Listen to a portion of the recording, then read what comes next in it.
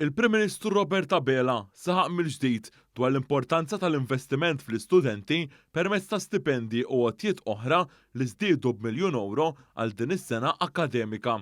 Huwa kien qed jitkellem mal-istudenti universitarji meta żarhom waqt il-Freshers Week fl-Università ta' Malta li hija ġimgħa fil-bidu ta' kull sena universitarja li fiha isir programm ta' attivitajiet maħsubin biex jagħtu merħba lill-istudenti il-ġodda tal-ewwel sena. Il-Prim Ministru iltaqgħu wkoll ma' rappreżentanti tal-għaqdiet studenteski li qegħdin jilqgħu lill-istudenti permezz tal-istends inferxin mal-kampus tal-Università.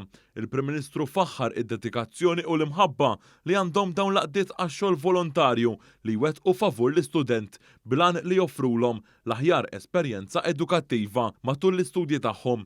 Il-Prim Ministru kellu wkoll l-opportunità li jitkellem ma' rappreżentanti ta' qatt ta' kumpaniji li matul din il-ġimgħa għażlu jmorru fl-università u jitkellmu mill-viċin mal-istudenti dwar opportunitajiet ta' xogħol f'diversi setturi differenti. Huwa innota li l-kumpaniji kollha ikunu qegħdin jistennew din il-ġimgħa b'entużjażmu qawwi sabiex iħajru iżjed studenti jitlu fid-dinja tax-xogħol.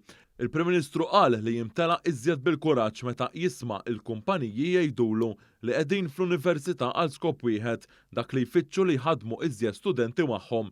Dr. Abela saħaq li s-settur privat huwa qaċċan biex jimpjega studenti tal-edukazzjoni terzjarja u qal li l-Gvern se jkompli jsostni lill-istudenti blodda kollha meħtieġa. Il-Prim Ministru kien akkumpanjat mill-Ministru responsabbli mill-Edukazzjoni Clifton Grima u mir-Rettur tal-Università ta' Malta, il-Professur Alfred J. Vella.